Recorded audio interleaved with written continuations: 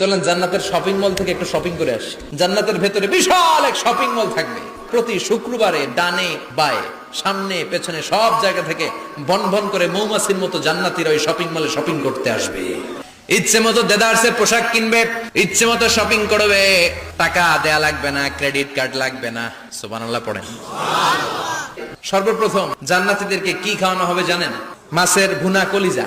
মাছের ভুনা কলিজা পেয়ে জান্নাতীরা কোপায় ফেলবে, খাইতে খাইতে শেষ। ফেরেশতারা বলবে এত খাইয়েন না, সামনে আরো আছে।